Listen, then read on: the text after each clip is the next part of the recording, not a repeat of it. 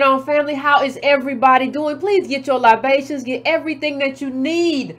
I'm going to try to kind of, before I get started, remember we're reading When Affirmative Action Was White. That's going to be on May the 23rd. That is a Thursday. Do not forget that. Do not forget that. That is our next book club meeting. I'm going to try today to make some quick work of a lot of stuff and try to piece it together in a certain way that we always do on this show, fam. But before we do any of that, let's do what we always do on this show. Let's hit the like button if you are so inclined. Let's also hit that bell if you are so inclined. I would appreciate it. Let's also, you know, you can go to subscribetobrown.com. You can subscribe to the newsletter. That's $2 a month. You could go to subscribetobrown.com just for free. You just give me your email address. You can hit that bell, no charge to you, so you get notified when I'm on here. And again, that like button is free.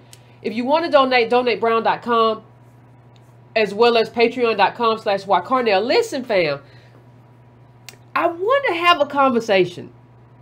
And I don't know, I tweeted and retweeted because the Monday show I mentioned the Henry Louis Gates documentary on Reconstruction. And I tweeted it out on my Twitter, and then I retweeted it when it was coming on, and I watched it. So for those who did watch it, let me see a show of hands in the chat of the people who got a chance to kind of tune in to part of it or all of it. Let me just see a show of hands, because I want to kind of see what I'm working with. I want to kind of see what I'm working with a little bit, what I'm working with. If you saw it, just saw it. You know, hands up, hands up. So I want to hear from some of the people who saw it. So I'm going to try to give a little bit more time at the end of the show, because I want to really hear some of the takes, because this is our history. This is American history. But before I get involved in that part of it, one of the things that I want to say is I want to talk about how we have to kind of approach things. And this is how we have to approach life. And I made this assessment kind of on my own Twitter account, but I wanted to say it because Gates said something that was stupid. And so I want to kind of draw this out for just one moment. Thanks, fam. I am feeling I'm feeling much better the other night. Not 100%, but I'm almost there. And he said this on Morning Joe. And he said, we saw this rise of white supremacy that I don't know about you, but I thought had long been buried. Like a bad Dracula movie where you think, aren't you dead? Then we put a stake in your heart and then it comes back. and you know, when you go on, he says something about the Barack Obama years being about black freedom. And he kind of compared that to Reconstruction. In Reconstruction, we had like 12, 13 years of blacks gaining ground. ADOS, when I say black in this context, I'm talking about ADOS, right? Because that's that's the only people who are here. So when you talk about a lot of people, and this is my problem all the time with leftist, man, I see a lot of people saying, oh my God, this is why Gates is awful. What he said there was awful. And even in the other context I saw, when he said that period was about black freedom, that was absolutely awful, because there was nothing. He's elite, though. Doesn't he live on like Martha's Vineyard or something? So yes, of course, an elitist, a person who's speaking from that, would say that. That doesn't mean he's not also an academic. One of the things that we have to do is be willing to call out people and call out their contributions and their hypocrisies and their contradictions all at the same time. Somebody can have a very profound contribution to academia and still be an elitist and still be problematic in other ways. You have to be able to eat that fish and spit out the bone. You can't do it any other way. So to say like, well, I'm not watching the documentary because Gates XYZ. No, watch it so that you can, if you disagree with it, so that you can give a good criticism of it. Be an adult. And so I see this kind of carte blanche on the left. Well, I'm not watching it because of Fine Falamo. When I talk, no, you watch it. And then we can have the conversation about what about it was right, what about it was wrong, what did he miss, right? Because one of the things that I said about Gates when he talked about Obama and that era being about black freedom, listen, Gates, when that cop drags you off your own porch and you crippled and you old, and he's dragging you off your own porch at your own home, and the consequence of that was that you had to go to the White House to have a beer with that man, that should let you know that you are not in the era of black freedom. And we know none of us thought that a stake had been put in it. I don't know why you were surprised, but I don't think any of us who have been living normal lives, black lives, ADOS lives, were surprised at anything we saw. We've thought a lot of the things that we saw in terms of Dylan Roof, in terms of the crazy white supremacists with the tiki torches. We thought all of that was atrocious. We know that, but we never thought it was gone. So I think what we're talking about from the prism of elitism is those of you who live in these bubbles who think it's gone. You did real. I enjoyed the documentary. Let me just give my own personal assessment. With the exclusion of, I don't see why Clyburn was there. Clyburn was there talking about people who were giving their life for a cause. Well, Clyburn wouldn't even give his voice to reparations before we lit a fire under him. You are not fit for that. You are not worthy to have been in that documentary. For what were you there? You didn't even sound like you wanted to be there. You sound like somebody asked a favor and you showed up. You didn't even look to me, Clyburn, like you wanted to be in the room. And I agree with you. You should not have been in the room. We live in an era. We have always, forget living in an era. We live within a group of people, a designated, created race of people where our politics requires you to be willing to give up everything. And people like Clyburn are unwilling to give up anything. And therefore you are unworthy to be in any kind of documentary with people who gave their lives and had to come home and force the Klan and white mobs just because they wanted to be citizens of the country that they built. You do not get to stand beside those people. So that is my first criticism of what I saw in terms of the documentary, in terms of the PBS documentary about Reconstruction. That is my first criticism. But let me just say something. There were a lot of scenes from the documentary last night, and that's kind of why I want to hear from you all who saw it, because one of the things that I kind of realize as we have these conversations, one of the things that I realize is that we talk a lot about other people not knowing our history. And we're going to have a conversation about, you know, white people and immigrant groups who don't know our history. But the reason that they don't get held account, I'm talking about how we move about our everyday lives. The reason these people don't get held to account is because we don't do a good enough job of knowing our own history. And that's part of the problem that we tend to run into. When we don't know our own history, it's hard to hold somebody account. Let me tell you something. If you don't know enough of your own history, you might as well just say, I'm lost. Because you're a lost group. If you don't know your own history and your own collectiveness, that means you don't know what to stand on. That means you don't know what you stand for. So people, you become lost. You become kind of rudderless. You don't have a rudder. You don't have a motor. You don't know, you don't have a compass. You don't know your true north if you don't know your history. Now that's not going to say you got to know every piece of it, but you got to know enough to know that we are the bones from which this country sprung flesh and muscle. You have to know that part. If you know that part, nobody can say anything to you.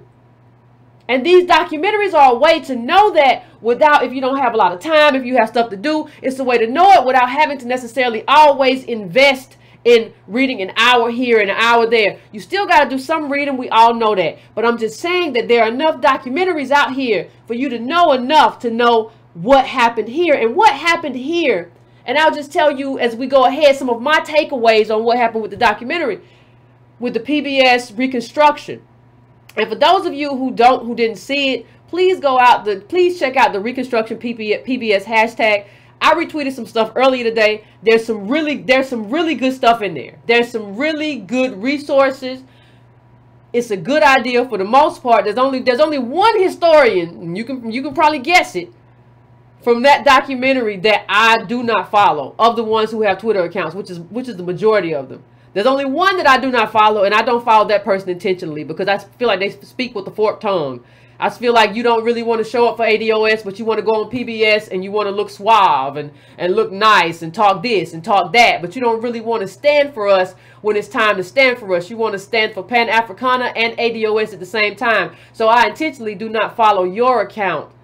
I don't think, and if I do, I'm going to go unfollow, but I don't think I do anymore. And I think most of you know who I'm talking about in that documentary. Yeah, thank you, Mike Bezzy. Yeah. So, you know, there was one of the things that really struck me when I was watching it last night was the links to which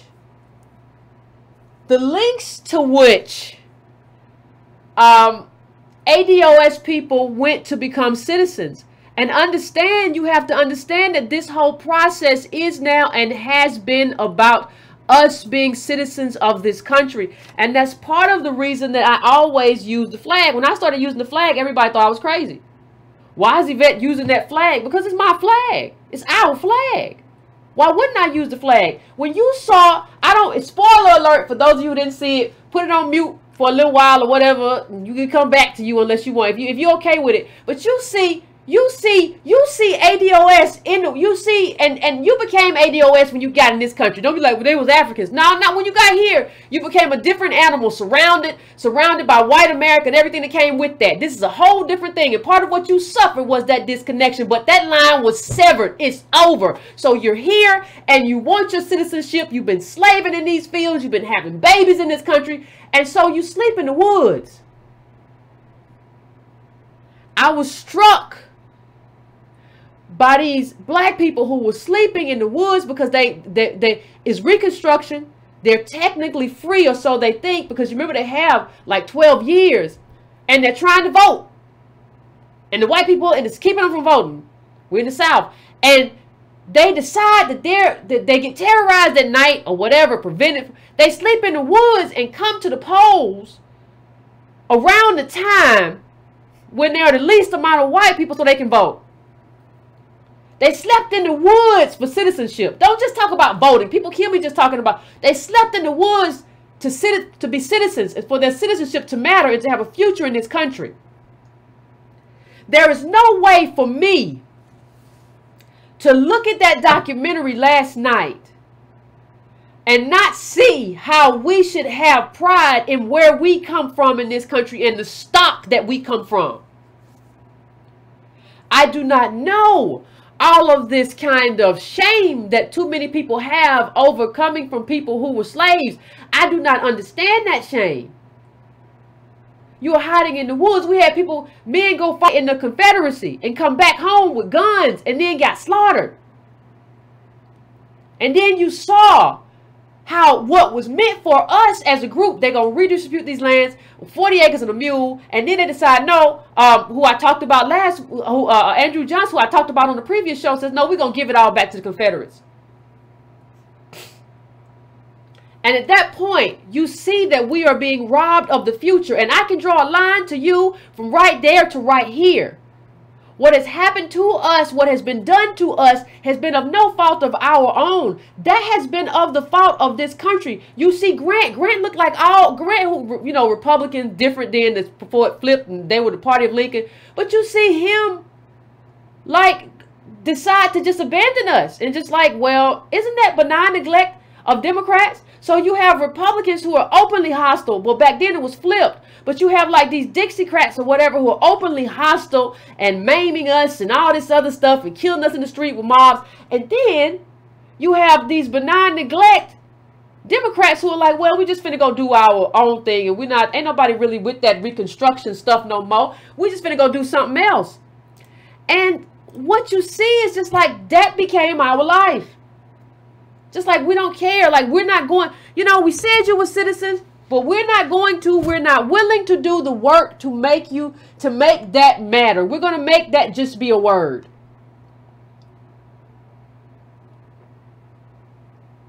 We're going to make that just be a word. We're going to rob citizenship of like its true meaning. And we're not going to pay you for it. What we're going to do is we're going to kind of just lie to you about it, right? We're going to tell you like it's all going to be all right because everything is equal now. And you really see that, well, that's a lie too. There is no equality. And now we're here. And now we're here. Like, to be here, I don't know if we even understand. To be here in and of itself. For me to be talking to you on YouTube and for you to be hearing me on YouTube as ADOS people I don't think we understand that that in of itself is a miracle. And I appreciate the number of historians who got together and had this conversation, because that took a lot of work. And previously, in terms of Reconstruction work, you remember W.B. Du Bois had a profound writing on Reconstruction, and did some great work on Reconstruction. But what you see when you see those historians, do yourself a favor, and if you didn't go follow them on Twitter, go follow them on Twitter. What you see when you look at that is there is no way, when people talk about, well, you got to look to the people that came before you. Yes, we do have to look to our ancestors. There is instruction in that. There's a lot of instruction in that, especially from what we saw last night. But one of the things that you have to understand too is that even in terms of the data, when Du Bois wrote his Reconstruction work, he could not have known what we know today in 2019. There's no way that he could have known that. The information and the way we have to process that information. See, you stand on the shoulders, and we all do, of giants, right? But you have to build on that. You cannot try to fit yourself within those shoulders. Those are not your shoulders. You still have to build up your own shoulders. And I see a lot of people who are not willing to do the work.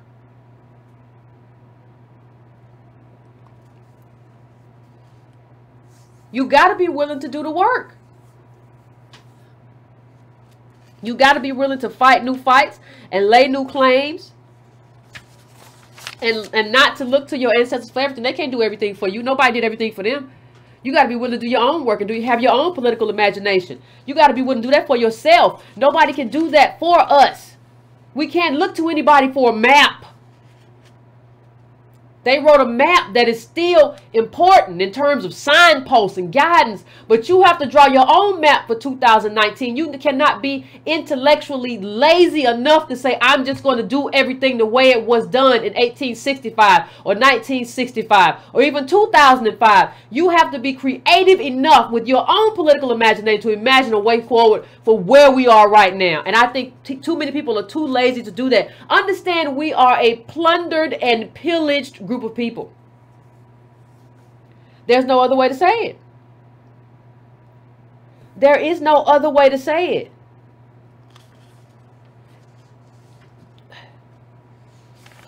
And that's who we are, and that is an American story. So as I get into this story, what I want you to understand is, you know, Antonio said something this morning to me, and I tweeted it because I was like, that's a word. And Antonio, sometimes he says a word and he don't understand that's a word. So I was like, tweeting that.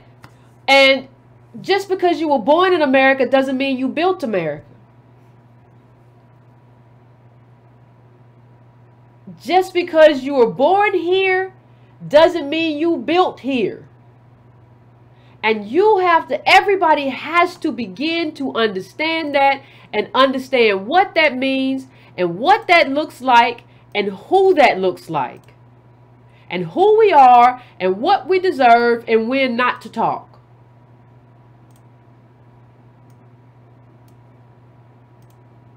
I'm not being mean. I'm not being cruel. But we have to have a conversation about something else.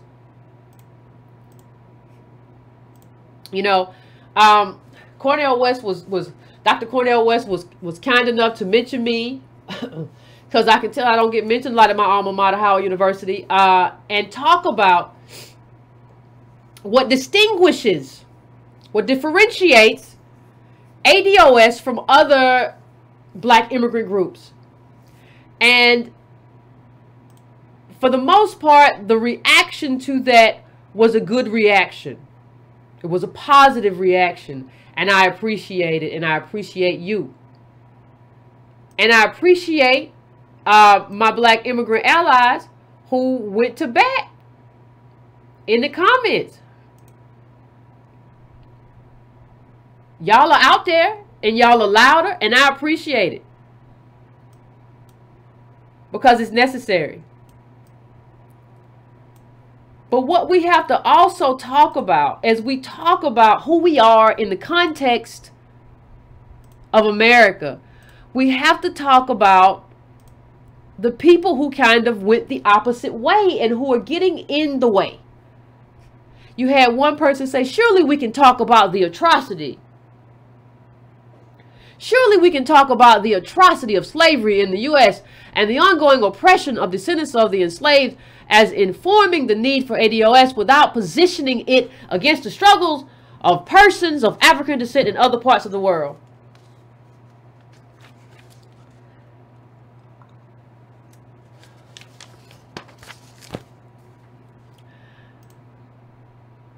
I don't know.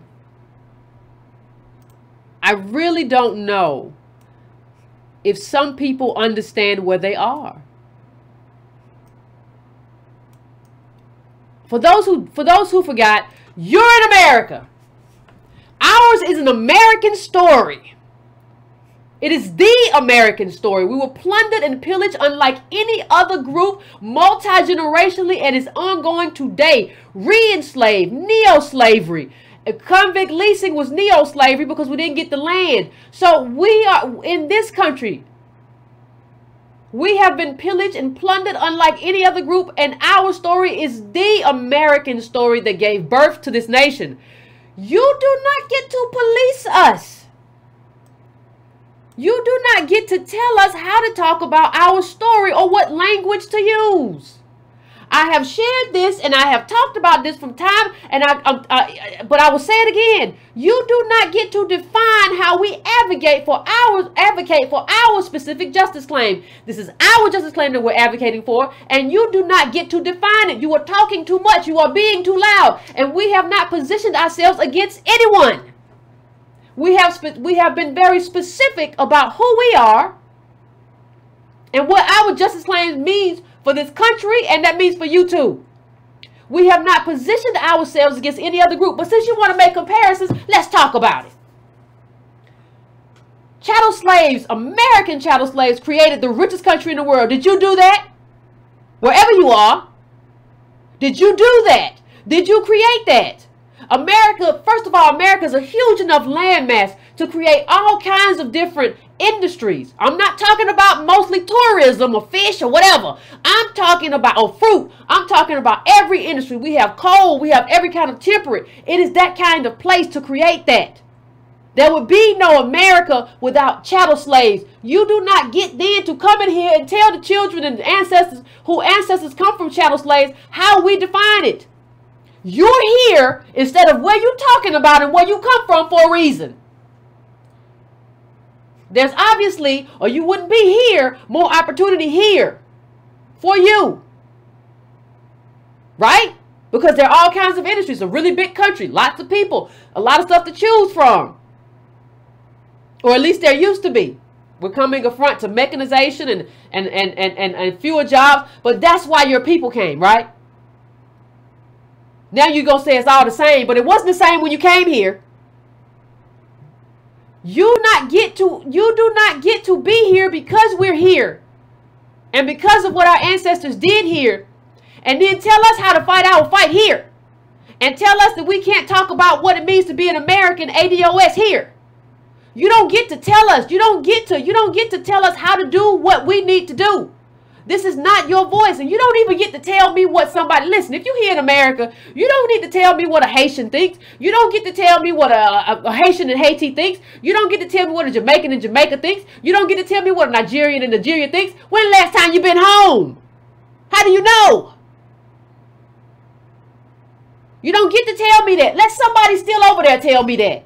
And we can have a conversation, but they still cannot dictate. Just like I'm not going to dictate anything to anyone. When I see CARICOM and I see everybody over there fighting, that is their claim. I don't get to tell them anything. I don't care if I moved there. I don't care if I was born there and my mama came there and I was born there. I don't get to tell you nothing. Your lineage goes all the way back. What I get to do is stand in support. I don't get to stand in some kind of weird, what do you call it, intersectional nonsense. And you can miss me with that too. What I'm tired of, well, we don't get to play, that's why this thing is up here. We don't get to play the oppression Olympics. No. Understand what you're saying to me. Let's just understand what we're saying to me. You're saying to me that you were oppressed too. All y'all want to tell me about how I can't fly my flag. And you're telling me that you were oppressed too. And so I can't do the oppression Olympics. And that's what you call it. Oppression Olympics.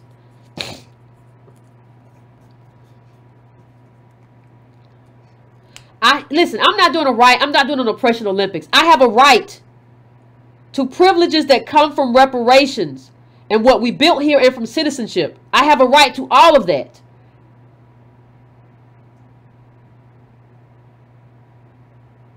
I have a right to it.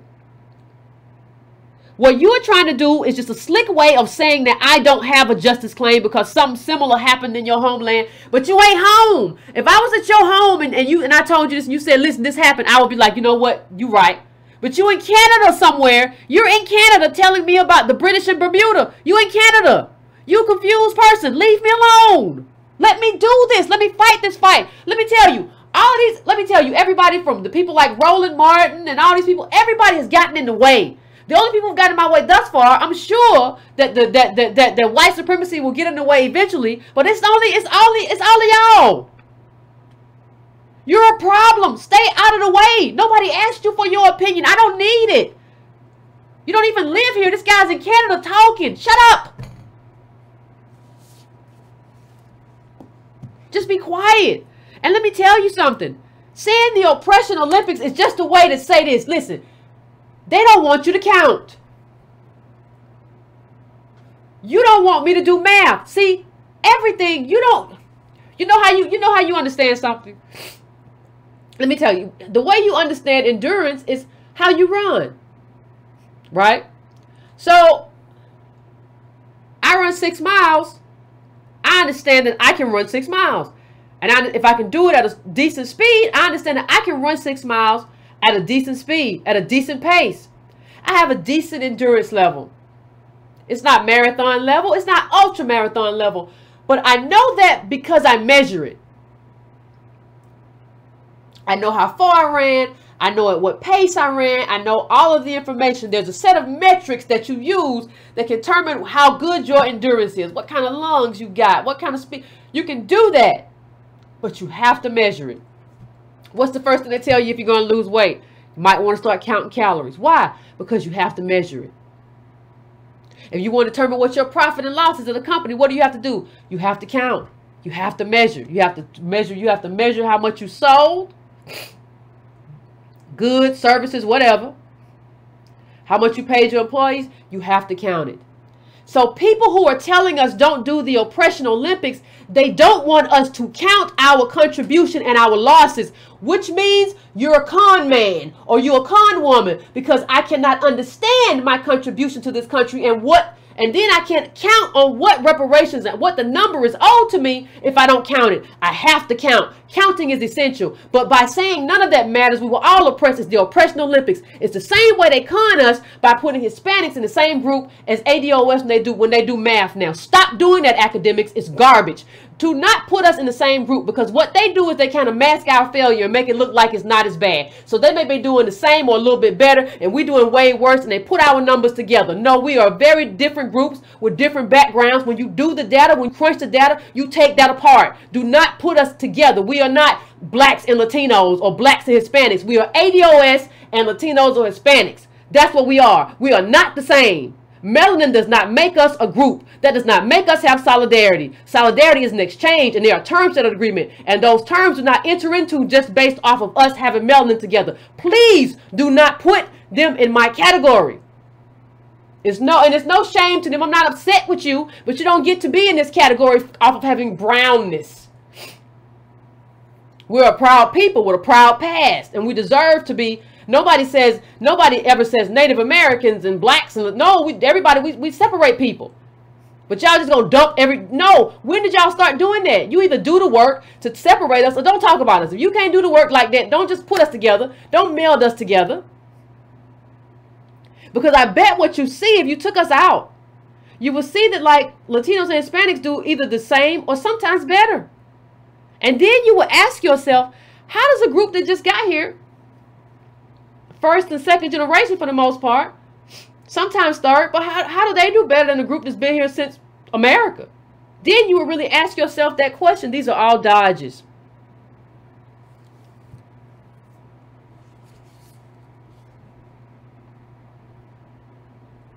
You know, you want to tell me in a sly way that I don't deserve reparations. Yeah, every time I go on Twitter, you deserve to throw your country's flag up, right?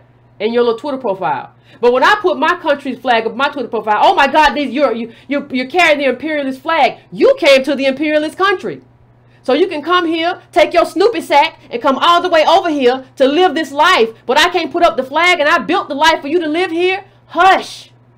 You don't even put up my flag with your flag. You don't even put up like an American flag beside whatever flag you got up. You just got your flag up. But I live here, built the country, and I put my flag up, and you got a problem? What makes you think you have a right to have a problem?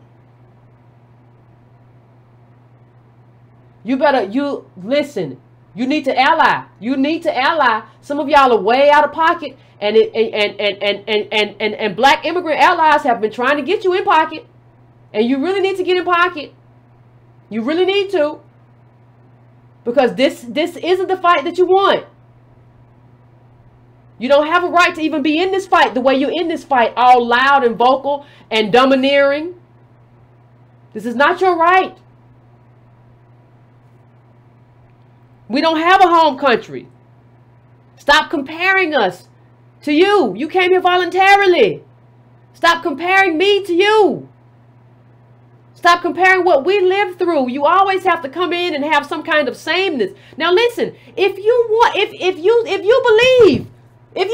that you went through the same thing, I don't think it's the same. But if you believe you have a justice claim, I support your right to take your justice claim against whatever oppressing country inflicted oppression upon you. I support you. You go ahead. I support that. Go right ahead. But right now, my people are chained in America, still chained to failure. We are the bottom group, and we're still chained to failure. And we're working our way out of it, and we're doing that, and we're moving. I don't need you coming in here telling me what's going on in Antigua or Grenada or whatever. Listen, either you support or can you just pipe down? This is not the fight that you want. I'm telling you, and I've been telling you for a long time. You have been able to come here, and people even prefer you. There are some very good studies about how black immigrants do better than black native-born people. And that is your gift from us. We wrapped it up with a bow. You don't get now to dictate how we advocate from this justice claim. This is not that fight for you. And we are trying to be nice because we want to be allies. We have always been accepting. When black immigrants came here, I remember Howard University, we've always accepted everyone and made you home. And we go to your homes, we eat your food, and we support you, and we've tried to through Congress and in ways that, like, even when we shot our own foot, we've made ourselves, put ourselves in a position to make sure that you were citizens of this country. It's time to be quiet. You either support us or be quiet. You don't want this. You don't get to dictate us. We are not your children. If anything, you're ours. You know, nurses came here, black immigrant nurses. I was talking to a friend of mine a while back, and I said, "What'd your mother do?" And he said, "She's a nurse." He said the nurses brought them here from Haiti. I mean, they were brought here. They were let to come here from Haiti to be nurses and stuff. And I said, "Wow, you know, my mother never got that. Never got that opportunity. That was extended to you, but it wasn't extended to, you know, our family at that era and time that your mother came here, because you were preferred. Instead of educating, you know, black women who were uneducated and saying, we're going to use this force, you were preferred to bring in that immigrant population. And we have never complained. We have always accepted you all as brothers and sisters. And I'm asking you not to make us change that. This is not my call. This is your call. Because everything changes from here on out. If you are opposed to reparations, just say so and move on. Don't talk about the oppression Olympics to me. And you see that. Let me show you where you see that at. You want to, some of y'all want to keep us on the bottom too. It's not just white people that want us to stay on the bottom, and we see you. We really see you. But, you know, you saw that a lot with, you know, I don't think this guy got dragged enough for what happened. Did you all see? You remember when Lee Fang just came out and basically said that, like, I don't see why Black people should get reparations. I'm seeing a lot of this.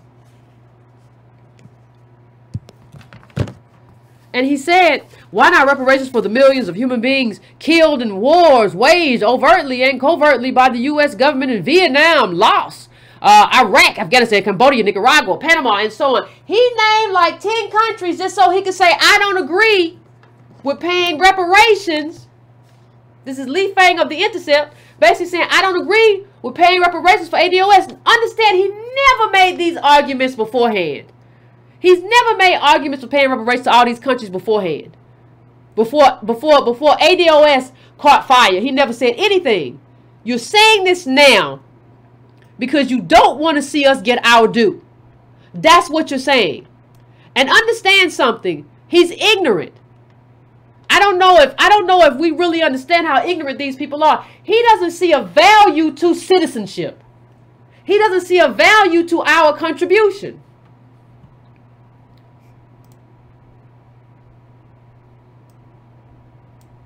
The reparations debate so far has no policy solutions, only a vague demand to redress historical crimes. Well, that's not true.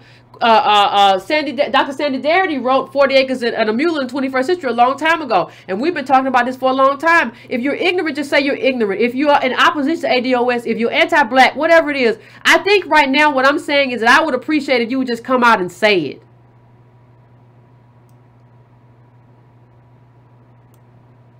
Just say it. And even if we're going to, even if America's going to do redress for other communities, shouldn't it be right for to start with the community with the group that built the country, that are actually citizens and have been oppressed multi-generationally? What kind of person does not understand that? What kind of person does not stand for that?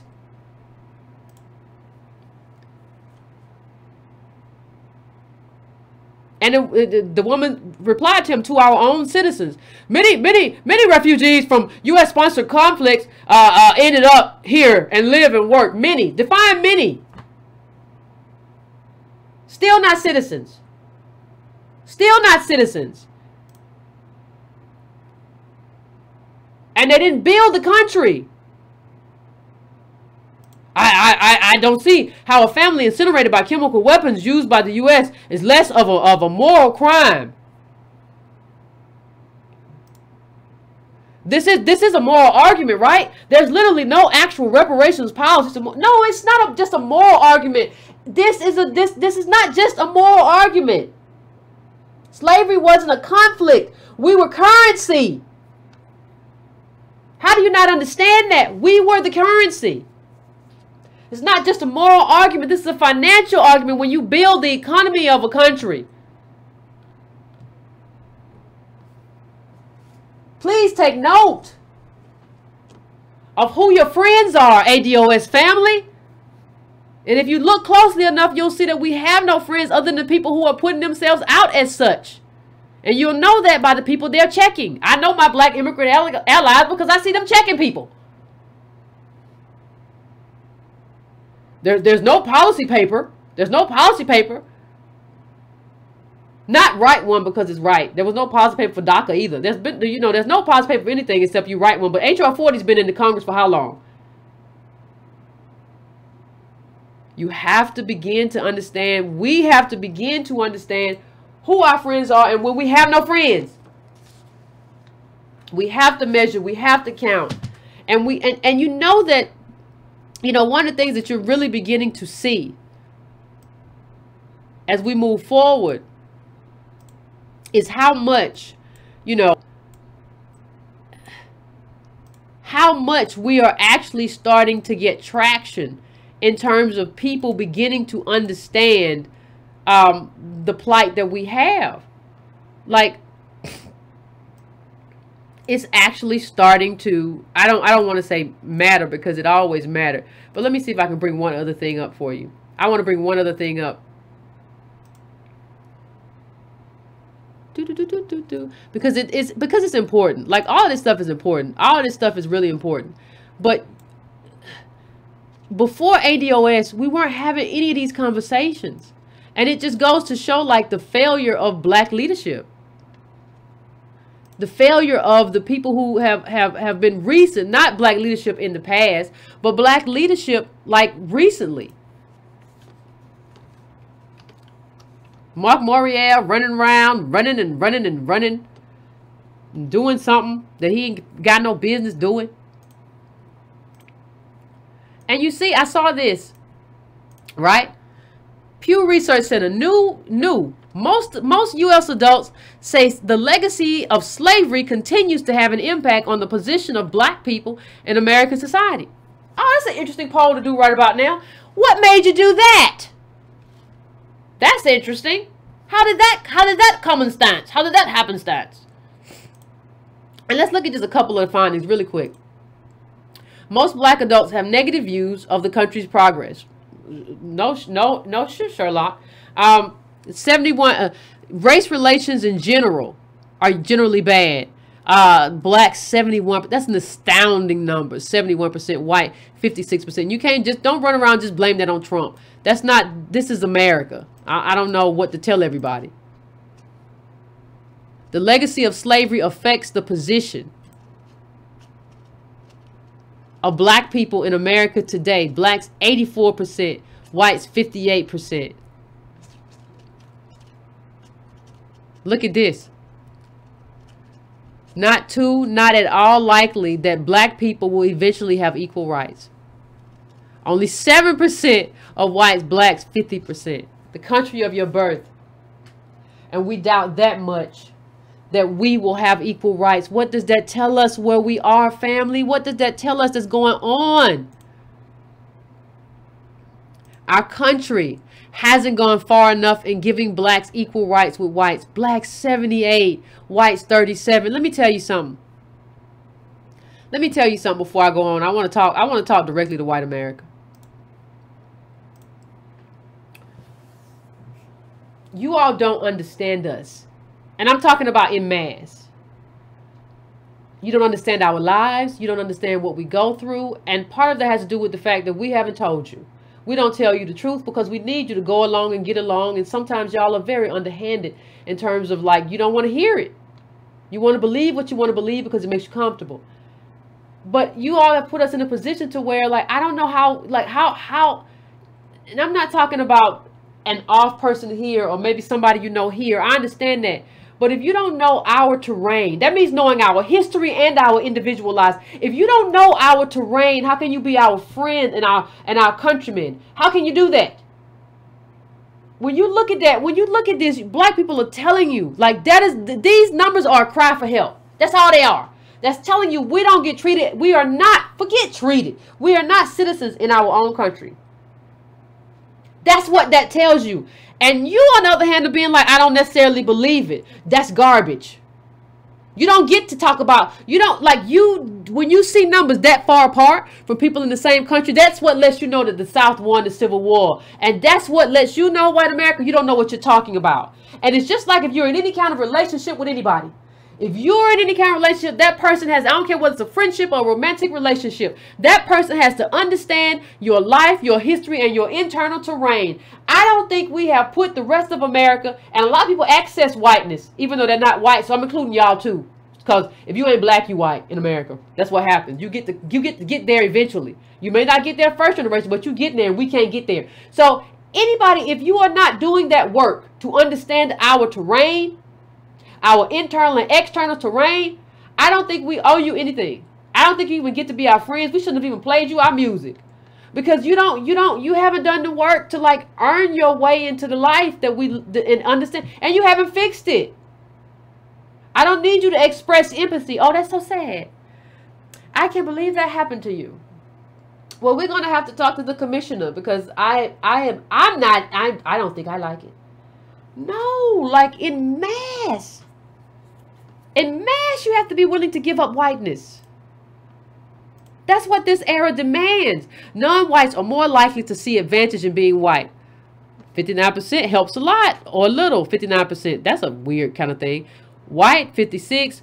You know, you have blacks. What's that? 69. I mean, it's apparent. I don't even think, you know, how can you think otherwise at this point? Most Americans say it's now more common for people to express racist or racially insensitive. Nobody can. But listen, we're at the bottom. I don't really know how much I feel about what you express. And of course, as usual, white Republicans and white Democrats differ, because white Democrats will tell you nice things. They won't act on them. They'll still, in New York, they'll still keep your little Negro child out to school. Even the little Latino child. They don't want no little poor child, no little poor brown child. They really don't want brown. They don't even care. But they be New York liberals, though. We love everybody until you try to come to our school. Then we gonna kick you out. No, De Blasio, don't you do that. Don't you integrate these schools. We're not fans of all of that, but we allies. Everybody better come to terms with what an ally actually means. Blacks are more likely than other groups to say their race has had a negative impact on their ability to get ahead. Whites are most likely to say their race helped them. Not a lie was told.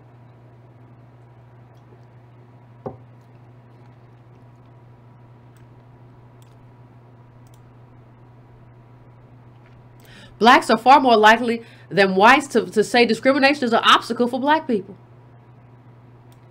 How you hear and you don't understand our lives. Like, God, what kind of countrymen are you? Like, what kind of people are you? How moral are you?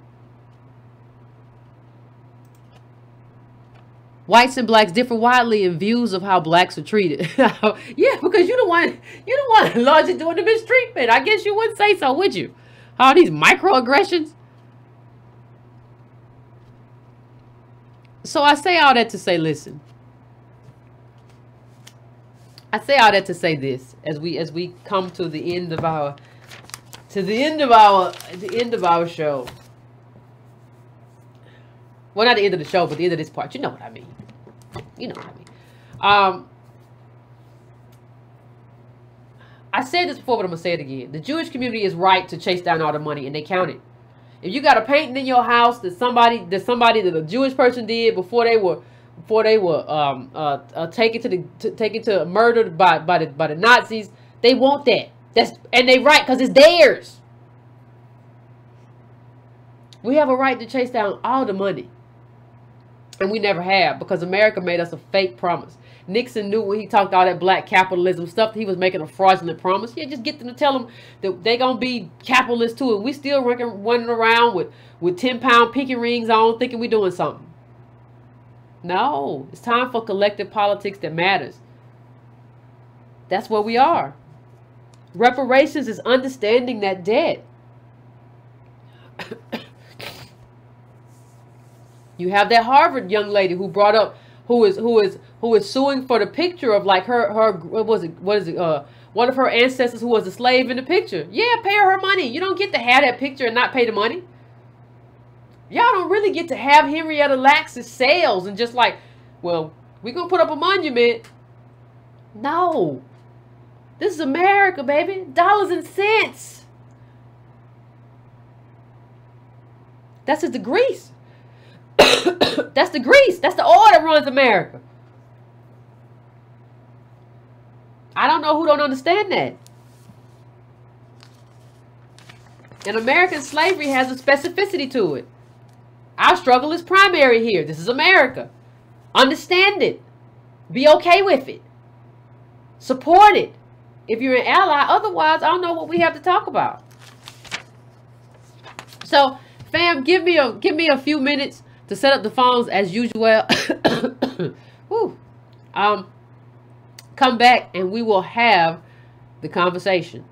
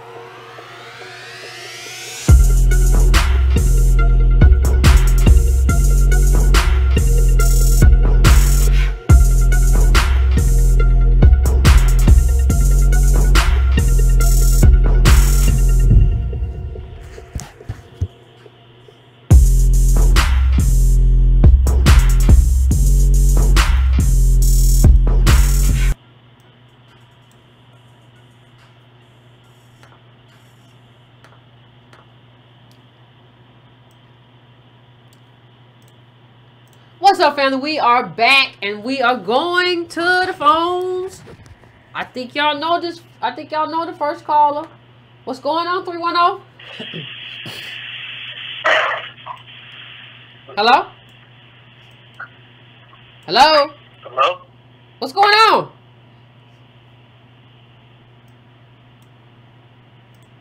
Hello? All right. Hold on 1 second. Let's go to 716. 716. What's your name? Where you calling from? What's on your mind?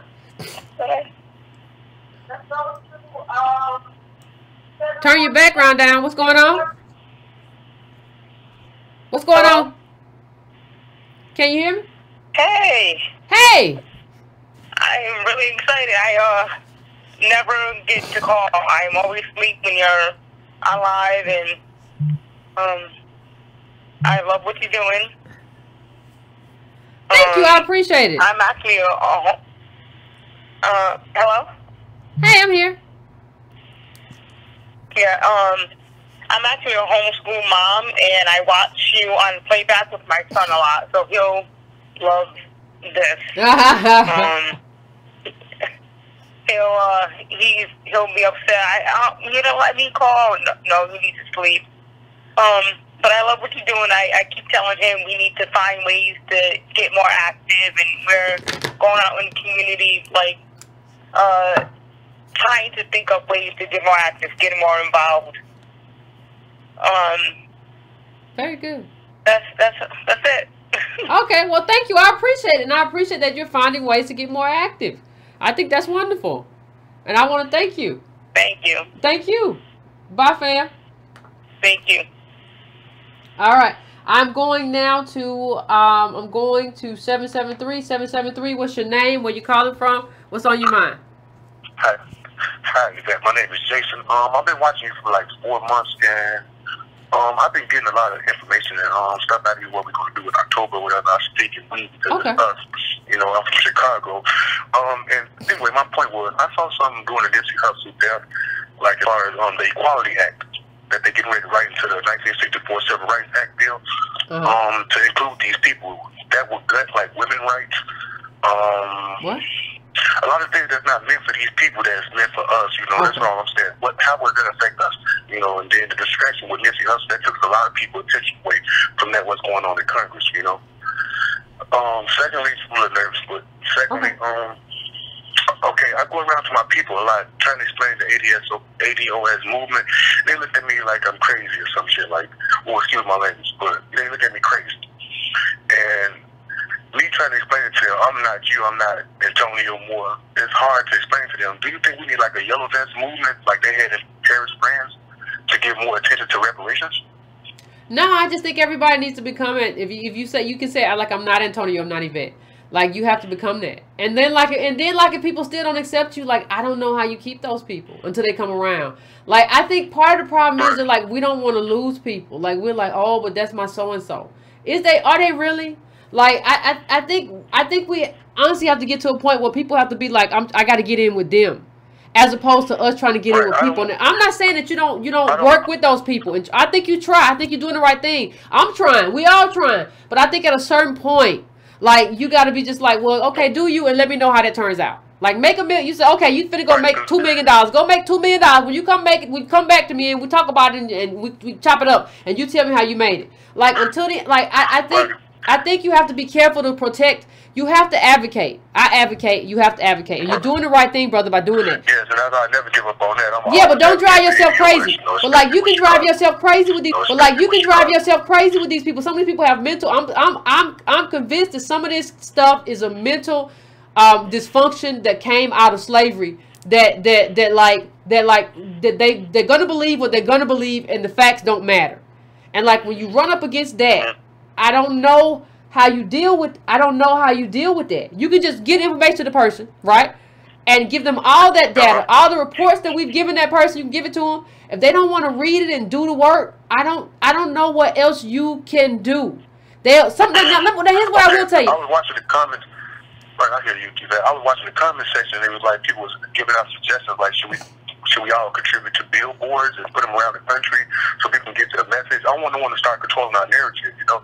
Like, I see people really coming at you guys, like, really hard. Like, yeah, but they don't, like, but here's the problem. A lot of people who are coming at us don't matter. Like, there's a bobble-headed, light bulb head woman everybody keeps sending to me. She don't matter. She's like a gypsy woman. Like, she don't matter. Like, we elevate these people to a point of mattering when they never mattered. And they don't matter. And they're never going to matter in this life. Right? So, like, there's no reason to, like, elevate them. I responded only because I saw y'all responding. And I know that, that washed up rapper was retweeting her. But, like, it doesn't, like, we have to understand that, like, our work, your main work is with your community. And see what happens. Let me tell you what happened to me, family. Maybe this will be instructive for you and everybody else. A lot of the times that, like, I just do the work. And I give people the information just like on this show and everywhere else. And like what you see a lot of times is that people who call me sellouts and all kinds of names and said I was just trying to hate on Obama, they come back a long time later and they say, you know what, you were right. You got to give people time to absorb the information and you got to leave them with it. But you also have to cut them. You also have to cut them off to a certain extent. If you don't want to do the political work of race, don't come to me when race bites you in the butt. Oh, well, I just got to go get little man out right now. I got to go get him out. I ain't got time to talk to you about this. No, I told you that we have to do this as a collective. I don't have the money for that. Even if I did, I wouldn't give it to you. Because, like, I told you we have to do this work. You only care when it happens to you individually. This has to be a collective movement. So I think you have to be careful to protect your own sanity and your own mental health as we go about this, because people will drive you crazy. And that's just, I'm just telling you that from my own experience. I appreciate that. I appreciate that, Yvette. That's all I was calling in. Just no problem. Clarification on that. And blessings to the whole ADOS family. Thank you, fam. I appreciate it. Thank you. I appreciate that. Appreciate you. All right, 310. 310, what's going on? What up? So, you know, it's been an interesting little last few days. You saw the thing with Minister for everybody that's kind of listening. The Minister, Mark Thompson, I never even knew who that man was. I never heard that man. I don't think Yvette did either. He sits in like a room and does his show, and I wish he would have just stayed in that room. I don't understand why he mentioned ADOS, because there was no ADOS person in that. Like, the guy that hit him wasn't ADOS. I mean, the guy that got hit by him wasn't ADOS. He says it on his own Facebook. So it's very much like problematic that he even mentioned ADOS. I just want to make sure everybody understood that wasn't an ADOS conflict. It was an internal conflict, and it was very irresponsible for Minister to even mention this group in context of that, to cover himself from having attacked that man from what I saw in the video. But getting right into it, this whole thing with Cornel West has the video. I cut it up and put Yvette's image in there and put it on Twitter. Mm-hmm. And overwhelmingly, ADOS people and allies support the video because the video is glaringly clear. I mean, the kind of system that we had here was very different than the one that they operated in these smaller islands. Those smaller islands, people weren't stripped of family and culture in the exact same way as here. It was so complete because it was so much more profitable here, of course, first. But also we became like equipment. Equipment not only to make money, but to breed other slaves. So from the bone to the blood, we were maximized for use in a way that I think that particularly like second generation Caribbeans don't appreciate. And one of the reasons they don't appreciate it is for far too long we allowed for this sameness to occur. That's only a one-way kind of thing because we don't travel. 80, 90%, 85% of black people don't even leave the country. So, like, you look at this thing, and Cornel West says, there was no Jim Crow in Jamaica, no Jim Crow in Barbados, no Jim Crow in Antigua, no Jim Crow there, never in the history of the world. And I think for a lot of you guys that are listening, what I will say for you guys might have to get thicker skin in this sense.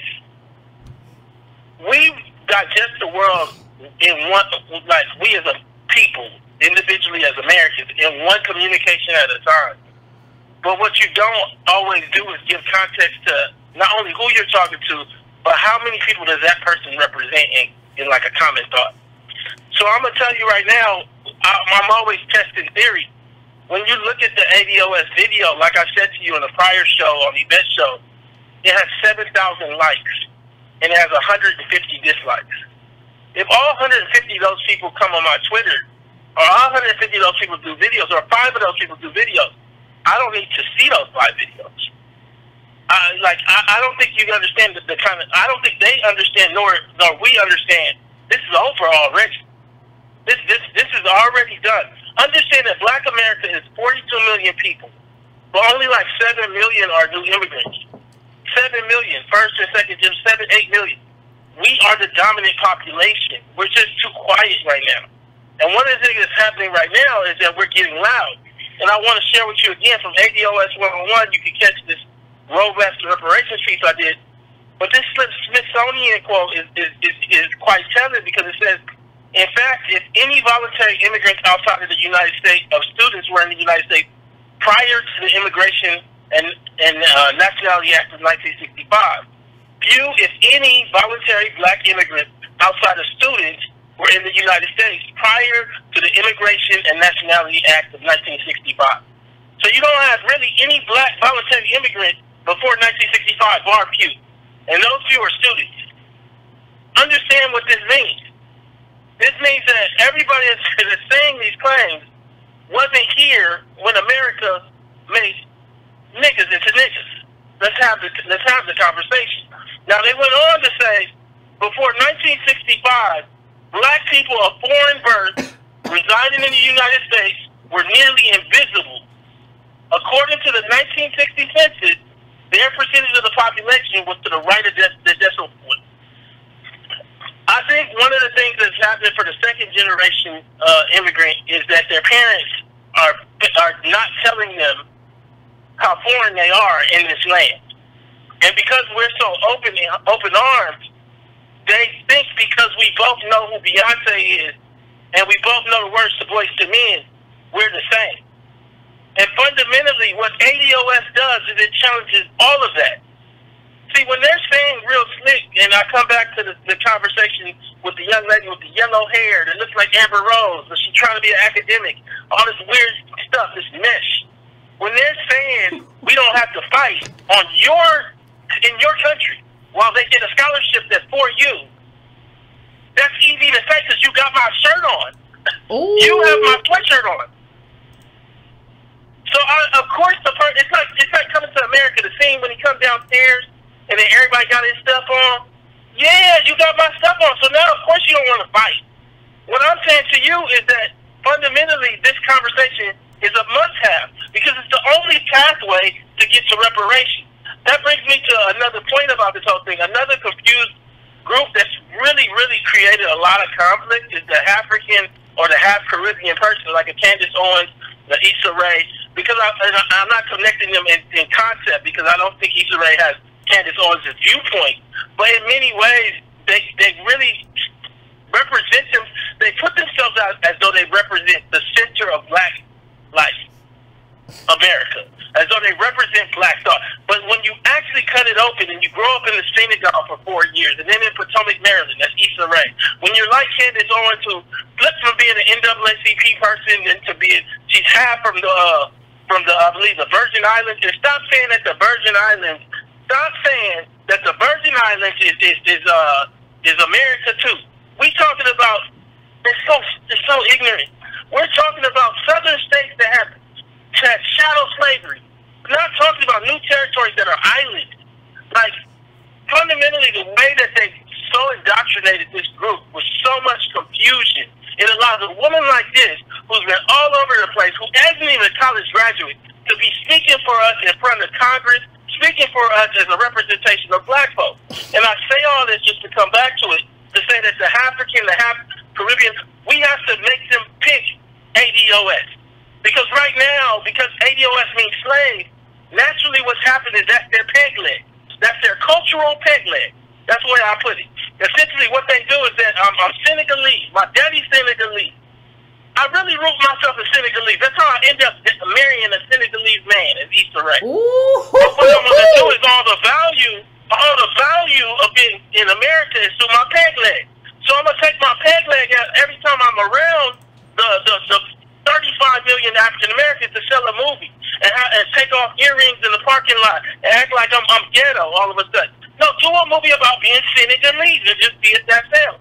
I'm saying the same thing about this girl, Candace Owens. She flip-flops between being this is a thing that she made. She put this up where she's Caribbean. Be Caribbean. Be what you are. The problem with being what you are is it does not give you access to America prior to 1965. And that's where the value is. And so I come to it and I just say, these bad coalitions, see, coalitions got to make sense, particularly when you're the one with all the tokens. These coalitions that we have with these people literally have no value for us. What is the value for an African-American DOS to have a coalition with somebody in Bermuda? Bermuda has 65,000 people. That's it. That's it. So us being in a coalition, you get access to all the scholarships that you need, any welfare you need, any unemployment insurance you need, and what do I get from you? I'm waiting. And so, like, what we see is it goes even further. You know, I got into it with the young woman, and she didn't even know her facts because they mix between, again, this is another thing that we're seeing with black immigrants. They switch between, you know, the West Africans calling themselves all black immigrants. We saw that with Joy Reid. Joy Reid started bringing up Shirley Chisholm. I don't know what you got to do with Shirley Chisholm. She came over on slave boats. You, on the other hand, we still ain't figured out what your family involvement was with the slave trade. I ain't making no accusations. I'm just saying the positionality of your father makes us question that. So now we come back to it. All of a sudden, you want to connect yourself to Shirley Chisholm. Okay, forget Joy Reid for a second. Put her to the side. You'll see Talib Kweli from the Virgin Islands half. You'll see him connect himself to Shirley Chisholm. What you got to do with her? So we see all this weird mixing. But then you see this other thing going on with us internally. And I want y'all, I'm just branching some stuff out so y'all can see it. Look, the girl didn't know that you can get free education in Trinidad as a Trinidadian citizen. So you arguing with me, and you don't know the facts about Trinidad because you're not from Trinidad. You're from another Caribbean island, and maybe your island don't do that. The reason why I bring that up as a specific example is because we as ADOS should have years ago pushed for you to have to go back to medical school when you get here. That's what a group does that doesn't get free education in their own country. I don't want to compete against your free education. And I don't want your education to be from Trinidad if I'm getting medical care in America. It's very obvious. We have done nothing in our own interest. And I'm saying all this just to say what we're coming to is a reckoning because ADOS is coming to an awakening that everybody has created little gray areas that work for themselves. They have a home country. They came here voluntarily. You are here stuck. Your family is in Louisville getting water off the side of a church. Your family is asking you to be government. Their family is looking for escape hatches so they can send money home to sub-Saharan Africa, to West Africa, to the Caribbean, to build homes in Jamaica, to retire in. You ask yourself, why do you build an alliance with people who do not ally with you? You must ally with me for me to be in a coalition with you. And the last thing I'm going to say is let's talk about Booker for a second. Can we pull that back up? You know, when we look at Cory Booker, this has been a long time in the works. We've been pushing. He done jumped in. I don't know where he's standing yet. I haven't read his bill. Darren wants to see his bill as well. But I'm going to say it. Shout out to ADOS. Shout out to ADOS. Literally, this woman here, myself, everybody that watches, with just your donations, we have forced, and I'm going to use the word forced, a discussion on race that we have not seen in 100 years. You know, I'm not saying that Dr. King, Malcolm X, and Medgar Evers, and all of the ones that came before us didn't have a fight in regard to rights. But as Byron Allen said to me, one of the richest black people in America, the unsaid business of black folks was economic inclusion, according to Coretta Scott King. These are the words of Coretta Scott King to him. What we have forced is a discussion that pushes us past Black Lives Matter's discussion about black violence on black boys to a discussion about black families that are having wealth enough where they don't have to deal with poverty that put them in dying positions. What I'm saying to you is Cory Booker has brought to the Senate floor. We haven't seen, I mean, the House floor wasn't even dealing with Commerce. That was just kind of like, oh, Commerce got his bill again. It went from Commerce got his bill again to this is everybody that's running for president better recognize this bill. To now, Cory Booker, we talking about good old Cory who's been really on the fence about talking about race. to having to talk about race. And Cory Booker saying, bringing it to the floor, that we need a companion bill. Shout out to ADOS. We got to ask the question, though, why Kamala Harris isn't on that bill? Ooh, Kamala Harris ran as a black woman, but she's not on this bill. I want y'all to start tweeting Kamala Harris and ask her, what right do you have to run as a black woman and not be on this bill unannounced? Now, you can clean this up and just get on the bill, but this bill still is going to change something. I'm going to be working with Sandy Darity. Yvette Cornell's going to be working with Sandy Darity. We're revising this. We're going to try to get this bill right. We're revising this bill. We're going to try to get this bill right. And the last thing I want to say to y'all, because y'all been seeing this little back and forth between Dark Hamilton and Sandy Darity. Did you get that image with the 3 lines? I think I did. Here you go. What's going on? Because I want y'all to see what's going on, because there's an academic disagreement. That's all academic disagreement. I want y'all to understand what this disagreement has been about. I'm siding with Darity. I'm rolling with D. When you look at this thing, what's happening is, what Dark Hamilton is talking about is looking at the racial wealth gap as an expression through something called the median, which is the middle white family. Middle white family is worth $120,000. What Darity wants to do is say you got to close the gap with the mean white family, which is the average. You might say, what's the difference? Well, it's about $800,000 difference. The average white family includes the top percentile of family. See, when you look at the median, you're just looking at the middle family. When you look at the mean, you're including the expressed white families of Bezos and Bill Gates and everybody else. And what that means is that I showed y'all the chart on my show, elite, ultra elite, elite good. Darity believes we should have families in all of those groups, not just more average families. So I bring this chart up to kind of express it to you what's going on. We've talked about it before. You are in a very, very dangerous time economically. You were born into this. This line, this black line, it represents the bottom 90% of America, not just black America. This gray line represents the top 0.1% of America. And this gold line represents the 9.9 between those two groups. What I'm saying to you today is that not since the Depression have those two lines, the gray and the black, had the same amount of wealth. Now, our race, we went over it, is in the bottom half of the bottom 90. We're largely working age blacks are wealthless. Wealthless. Working age blacks are largely wealthless. What I'm saying to you is this is the argument that kind of attacks Hamilton using the median. What you see is that this gray line is the top 0.1. They have the same amount of wealth, about 20% of the wealth. But who services their wealth? This gold line. See, the gold line is attached to the gray line. Because whiteness allows you to be, see, the top 10 is almost all white. Let me say that to you first. This is all families worth $1.2 million or more. Almost all white. But the gold line is wealthy because they are white. So what do you mean, Tone? Tell it to me. Well, who sells them their insurance? Or who works as their stockbroker? Or who is their lawyer for their estate? The gold line.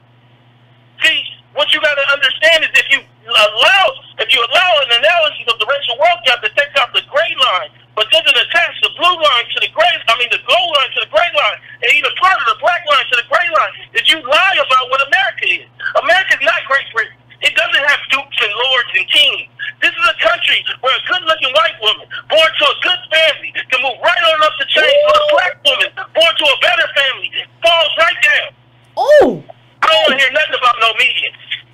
We want families on the mean. I'm with Darity. I just wanted to explain that. Hopefully it's a little clearer. Yeah, because thank you, fam. Thank you, Tone. I appreciate it. I appreciate it, fam. Did you have any questions? Did you want to ask a question? Because it sounded like you was about to ask one. No, well, I was gonna say something. Like, in order, and one of the things that we have to understand when we talk about closing the racial wealth gap, that means we are represented throughout the spectrum. It doesn't mean that like we have a minimum. That's not closing the racial wealth gap. If we don't have people in the elite, ultra elite, upper middle, and all of that in every category, then you haven't closed the racial wealth gap, because you haven't made us American, and you haven't made us able to compete and do business in America and function as white people function. That doesn't close the racial wealth gap. So I don't know what Hamilton's talking about. And the only way you can do that is by giving us means of production along with wealth. Yep. And wealth in terms of means of production. That means that we are growers. That means that we are owners. That means that we are American through and through.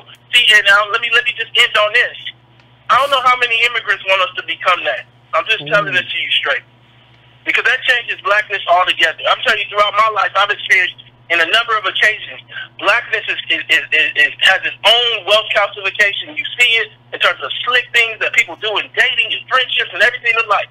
This top 10% has 75% of the wealth. And you have to question motives inside of that group on how they got there. From black celebrities to new immigrants that bring wealth over. We got a bottom 90% that look like the third world. We've seen the charts. All right, Yvette. Appreciate it. Thank you, Tom. As always, Tone came with that fire tonight. Something lit him on fire. Yeah, like, the media makes no sense when you're talking about closing the racial wealth gap. Like, what you're talking about is having what you're talking about is that you want to see a life, or you want to see ADOS have a life that would have happened had not Reconstruction been thwarted. What that means is that we get to access normality. People are like, well, you want to be white. No, access whiteness means in terms of what is normal in America. All kinds of Hispanics and Indian Americans have access whiteness. It's not about being white, you moron. It's about, it is about, though, accessing what that means in terms of citizenship. And if we had that, what that means is that we would have everybody in those categories, and that's what you want. You don't want to have a point where like you have black families who are living much better, but they're still not represented throughout. I don't know what kind of argument Derek Hamilton's making, but it sounds is really ignorant. In terms of, I wonder how many people have, when's the last time they've been in the black community? Did they really know it, or you just know it through the data, or do you understand what that means? To be truly represented and to close the racial wealth gap means that we are represented throughout, just like we would have been had not Reconstruction been thwarted. That's what it means. So I'm now going to 202-415-202. What's your name? Where you calling from? What's on your mind? Peace, Yvette. It's definitely an honor to speak to you. Thank you, fam. How you doing? Yeah, absolutely. I was actually going to speak on what Tone just addressed. I think we need to, I don't know if this would be considered drastic, but black is something that didn't even come into the lexicon or get going onto the census until the late 1890s. And I feel like we made the same mistake that Reagan did when he tried to, or when he made a bunch of illegals citizens because he thought they would be conservatives to vote with them. What we did was we tried to bring in a coalition of people who are not us. So I believe that we need to redefine what black actually is. Everybody's not black. Only ADOS people can be black. And I feel like allowing people to call themselves black is what's opening the door to them pretty much exploiting us from top to bottom. Which makes it about a phenotype. Like, we've made blackness in America as about a phenotype as opposed to being about a member of this bottom caste. Exactly. So what I'm doing on a daily basis is correcting that in my daily life and letting people know you're not what you think you are. And I think we need to do that in our personal lives because that's the only way it's going to happen. Now let me ask you a question, fam. Let me ask you a question, fam. You said something. You said something very powerful just now. You said you kind of created these groups because we thought they were going to be people who they were not, right? We thought they were going to be something and behave as something that they have not. And one of the things that always crosses my mind, and I brought this up in a previous show, is that, we saw the spike in black immigrants began in 1980. That was Ronald Reagan. Right? Okay. So you have to ask yourself, what was Ronald Reagan thinking? Ronald Reagan has never been no friend of us in terms of ADOS people. So what was he thinking in Absolutely. terms of who he thought his allies would be in terms of, or who he thought was good for capital, or what he was thinking in terms of bringing in blacks? Was he bringing in blacks to try to undermine other blacks? I mean, quote unquote, in terms of skin color, because we know black in this country is undercast, and having other people come in to kind of mask that. We have to think about that, because he was no friend, and the upsurge began in 1980. Absolutely. I definitely believe there's been a concerted effort to bring in a new version of slavery that's not owed a debt, basically. So they're brought in here to replace us, and not only replace us, to distract us. And they're doing a good job of it now, unfortunately. And the second quick thing I want to touch on is the argument that people make about reparations not being feasible and not being able to be paid. There's something called quantitative easing. We can look back even to 2008, where a bunch of banks, foreign and domestic, were given $28 trillion. And there were no riots in the streets because people didn't realize it happened. They were charged inflation. They weren't charged a tax. So when it comes to reparations, it can easily be paid. And inflation affects rich people more than it does poor people. And on top of that, that inflation would only be temporary, because the money that's given to us is going to stimulate the economy. So when people run around telling us that this can't be paid, it can't be paid. It can come directly from the source at 0%. And it's something that we already have a precedent for. And it's still being done today. Over $1.5 trillion has already been injected into the stock market by the Federal Reserve this year. Yeah, and I think I remember quantitative easing, but I think they don't want to upset. It's funny that we're having to. One of the things that kind of breaks my heart, fam, and I'm gonna be honest with you, is that we're having to debate the people who enslaved us. Like, you shouldn't even be here. Like, you should be my servant now. Like, you're the son and daughter and granddaughters of Confederates, and great granddaughters and great grandson of Confederates. Like, you don't get to argue with me. Like, the fact that I'm having to fight with the people who are ancestors of the people who enslaved us in the first place, you shouldn't have a vote or debate. It's like a Jewish person having to debate a Nazi. It don't happen. Like Germany took root. You can't even say certain stuff, and there's a reason for that. You're not gonna do this stuff no more. So you're not gonna be able to use them words no more. We taking certain words off the table. You can't do it no more. I don't care. Like, that's something that should have happened with us. Exactly. We should have got redistribution, and I shouldn't have to argue with the person who owned my ancestor and debate him, daughters of the Revolution. Come on, I mean of the Confederacy. What are you? Oh my God! But we talk about how it's not white women, daughters of the Confederacy or whatever they are. Come on, man. It's totally unbelievable. We should have billions of allies backing us right now, literally billions, but we don't. And on top of that, that Civil War, they wouldn't won the war without us. And everybody who studies the Civil War knows that. And that's part of the reason why Lincoln his hand was pretty much forced in allocating or trying to allocate resources towards us, because it was our hard fighting that won the war.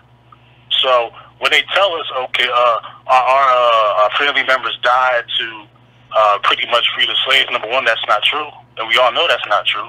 And that war wouldn't have been won without us. Listen, let me tell you something. That they bring to the table are juvenile. Let me tell you something, just in terms of warfare. Okay, Lee, when Lee surrendered to Grant or whatever it was, when the Confederacy surrendered to the North, I mean, and to the Union, and you said that we're not going to acknowledge that we did anything wrong. We're just going to acknowledge that you had more gunpowder. I'd have took him out back and hung him.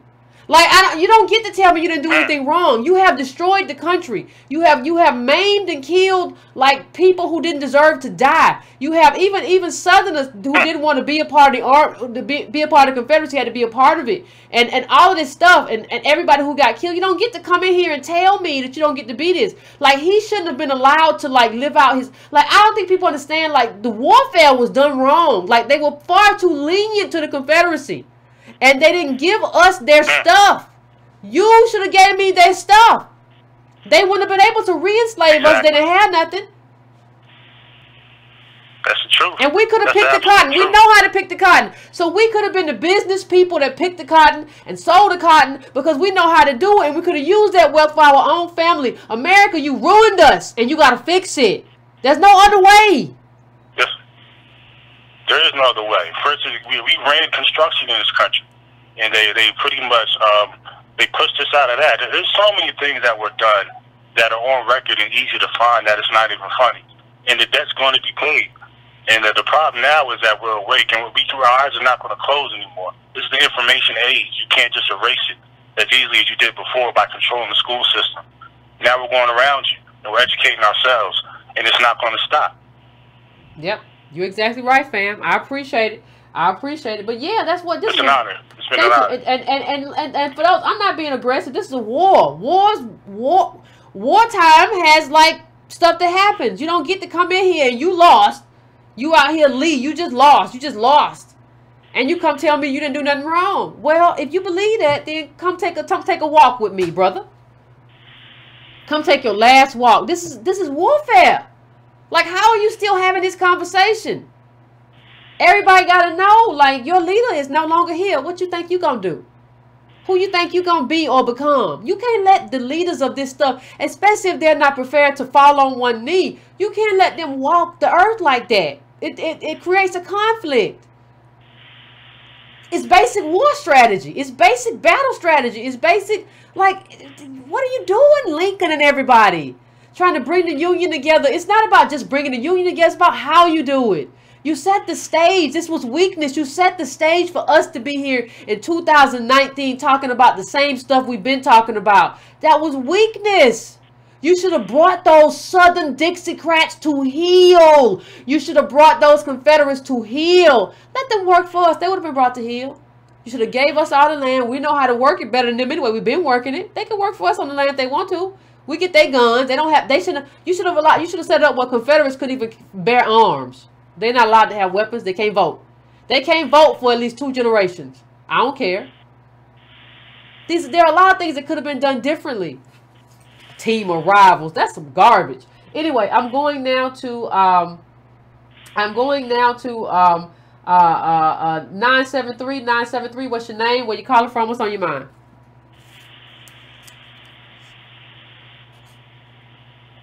You there, 973? Yeah, Yvette, I'm sorry. I was on mute.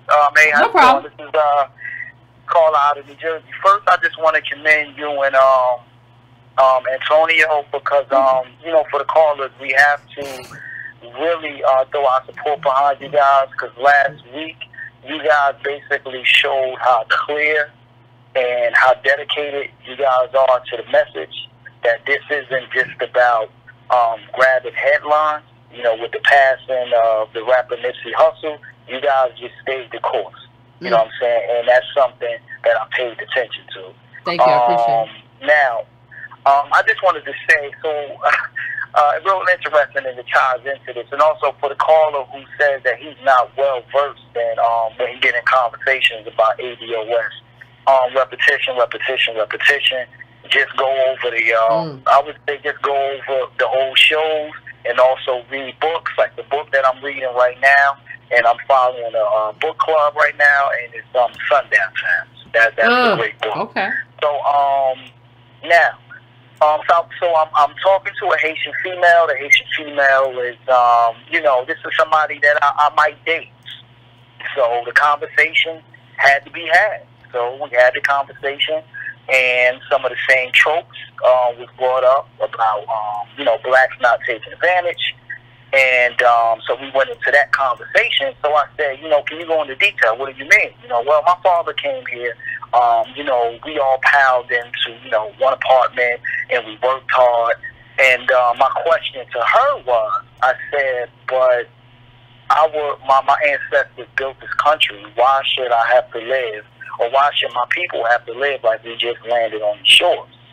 She didn't have nothing, didn't have a rebuttal. Or why should we live like we already live? We already did that. We already did that as slaves. Yeah. We lived in these places. What we gonna do that again for? Because y'all do it and you just got here. Child hush. Go on, I'm sorry, Carl. Right.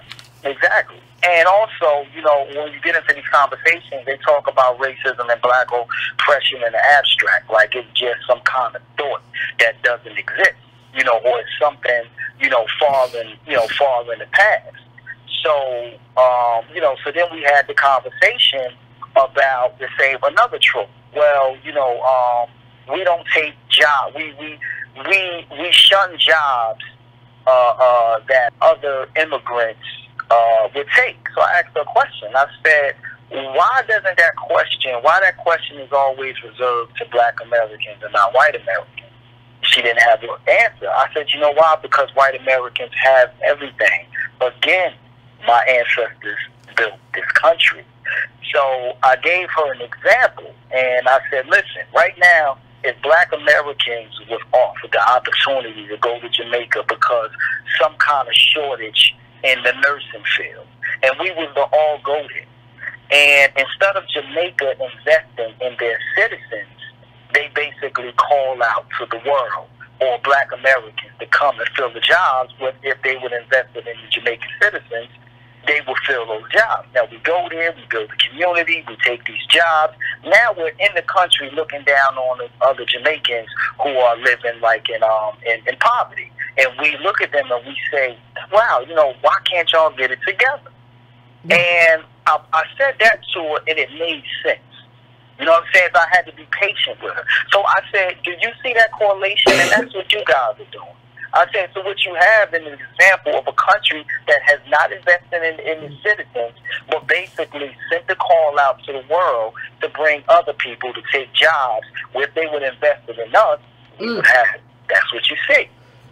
You know, so, and now, like I said, this is somebody, I said, listen, if this is somebody that I'm going to date, we need to have these conversations. Because I'm not going to be sitting at the dinner table with your family, and I'm not taking any disrespect or any insults when it comes to ADOS. And you have to have those conversations early, my dating friends. You have to have those conversations early. Yeah. Don't wait and be in the honeymoon phase for a year and finally have that conversation and realize you're in quite a pickle. Yes, and that's basically, so that's the conversation. That's the conversation we had, and I can honestly say that, you know, we had a clear understanding. And, you know, even like, this past week, last week, I just had to basically handle some business for my grandmother, and I had to go to the city hall, and I mean the Hall of Records, to get the first deed to the house that we own. And it was real interesting. I'm reading Sundown Time, and the city that my great-grandparents bought their home in was East Orange. East Orange population didn't turn from white to black to the 1970s. My great-grandparents, who came from North Carolina into North New Jersey, had to move into the projects and bought their first home in 1974. You know, so I know the history now. I have a better understanding of like where I am right now. You know, where my family is right now. Now, mind you, they bought the house in 1974. That house in East Orange is only worth $240,000. That's a 3-family home. That home gained no wealth. Why? Because blackness is still a contagion in this country. Contagion to wealth, ain't it, fam? It's still a contagion. There's no way that house should be only worth $240,000, a 3-family house. And that's the only explanation.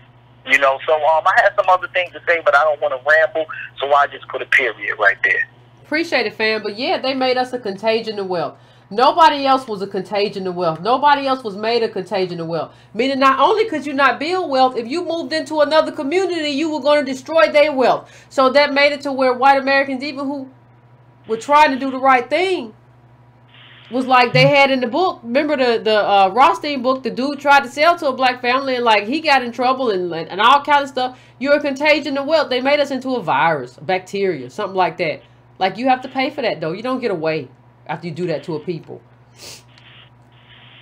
So I'm going now to 205. 205. What's your name? Where you calling from? What's on your mind? Yes, my name is Joshua Matthews. I'm a descendant of the Pruitt Taylors. Some of the official oldest slaves in the state of Alabama, old Pruitt slave cemetery. Okay. I wanted to touch on how they have a movement in Tuscaloosa called the Reconciliation Movement. Okay. And I think we should take that as an insult. It's like putting the cart before the horse. It is. Anytime they mention reconciliation before we even get reparations, it's a direct insult. And I had two more things I want to touch on real quick. One is I'm just humbly requesting that we start a fundraiser for advertisement for Breaking Brown or ADOS to get commercials and billboards.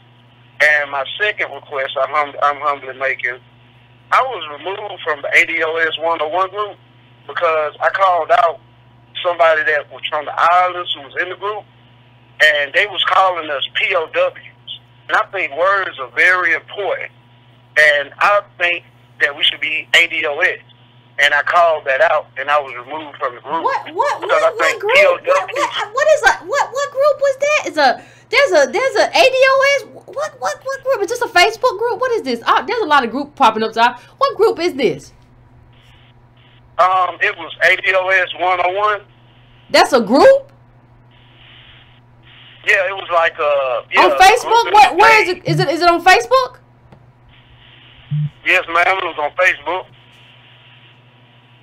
Child, I don't even know if I'm a mod on that group. Oh, okay. I don't know. But I'm just saying, it's a lot of groups. It's a lot of groups that have popped up. But I agree. I don't think you, from what you're telling me, you didn't say anything wrong. But I know that was a Breaking Brown group. There's so many groups done popped up, Lord. Oh Lord, pray for me. But so many groups done popped up. I don't. Yeah. See, like we don't have an ADO. Thank you, I appreciate it. But we don't have, Antonio and I don't have an ADOS 101 group. Like, I don't know who that is, but that's somebody started a whole nother group. So I can't speak to that. I'm sorry. What do you think about the advertising? Do you think we could start a fundraiser for advertising, like billboards, commercial space, or even commercials on the internet? I don't know if that's the best use of our time and resources. That's what I would say. I'm not saying it's a bad idea. I'm just saying I don't think now is the moment for it. I don't think it's a bad idea. I think now everybody needs to do this stuff in their families, in their communities right now. Everybody needs to start having these conversations, getting everybody on board, getting on Twitter, doing what all the Breaking Brown family is doing, and holding people account and being vigilant. Everybody needs to start doing that in their homes, in their families, with their friendships, with their romantic relationships, and on social media. Now, when we get that straight, I went door to door. I don't mean to cut you off. No, go ahead. 2 years ago, I went door to door, knocking on people's door, telling people about Breaking Brown. I think this before we started calling ourselves ADOS, but I was talking about Breaking Brown, Ironman, Yvette, Tone, and everybody. I might start doing it again when I get my health better. But indeed, I have been doing the footwork for years. Well, you know, but see, fam, I appreciate it, but don't get socked out nowhere. Like, listen, listen. There's a lot. I'm not saying, like, if you go somewhere, go to a safe space. Like, you go to a town hall meeting, or you go somewhere like that. Go somewhere that got security, because people crazy. I don't want you to get in trouble. But understand that, like, this is an identity. Yep. And, like, you know, Antonio and I, as the founders, like, and the people, everybody in ADOS, like, it's going to grow as an identity. It's not just like I heard somebody say, well, what happens when Yvette and Antonio abandon the ADOS? You can't abandon an identity, you moron. Whoever says it, like, you can't abandon this. This is who we are. We're anchored in this. There is no abandoning, like, who you are. That's like, what are you talking about? But I understand that we have people who aren't well and are not good thinkers. But, like, don't put yourself in harm's way. Like, do this. Make sure you do this stuff in your family, in your politics, in your community. But if you're going to do it in your politics, make sure that someone near security is near. Because y'all saw somebody try to sock somebody out on the other side that Antonio referred to. You gotta be very careful, because people are crazy. And so I'm saying just do this in spaces where it's built for disagreement. Like, if you go to a town hall, they know it's going to be disagreement there. They're going to have something there for it. If you're on Twitter, there's no danger to you. If you go to a committee meeting, they have it built in for people to have disagreement. There are security around, because people will come for you in a way that you have not expected. I'm speaking from personal experience, fam. So just make sure that you are protecting yourself in terms of how you go about your way in the world. Oh, yes, ma'am. You're right. I appreciate you no letting problem. me voice my opinion, Yvette. No problem. As always, fam. I appreciate it. And I appreciate hearing from another Southerner. No, I love everybody, but Southerners, I love slang. I love the little slang. Because I got my own slang. I like it. That's what it is. I'm going now to 502. 502, what's your name? Where you calling from? What's on your mind? Yvette, it's good to hear you sounding and feeling better. I feel better. I'm not 100%, but I feel a lot better than last show, fam. Yeah, you just have to take what you get at the moment. Yep. Now, I had a few thoughts on mine just that's relevant to everything that you've been talking about tonight. And when we go back to the PBS series on Reconstruction, there's two big thoughts I had on that. The first one was, what kind of alternative universal world would it have been if instead of Andrew Johnson being the vice president, it would have been a cat like Thaddeus Stevens? Thaddeus got buried with black people. He was so invested in equality. He buried himself with Negroes. I think Reconstruction would have looked a lot different, and if it would have been a cat like Thaddeus Stevens that would have had the 6-month jump on Congress before they came back into session. What Reconstruction would have been then, as opposed to what had to be patched up after Congress came back into session, it might have been a different story. But then that goes into ain't it, fam. Ain't it. You know what that is, it would have been a different story. He was gang with his stuff. Man, we need more white people like that. Yeah, and that John Brown vein. Yeah, we need more white people. Them the white people, if you want to get some instruction on how to be an ally. Yeah, those are white people that are down. Yeah, there you go. But even along that line, but it reveals also how even the side of white America that was on the side of the Negro at the time, the milquetoast then, didn't do us any favors, and they basically caused ADOS 90+ years of devastation. Devastation and racial terrorism and being made a contagion to wealth and so on.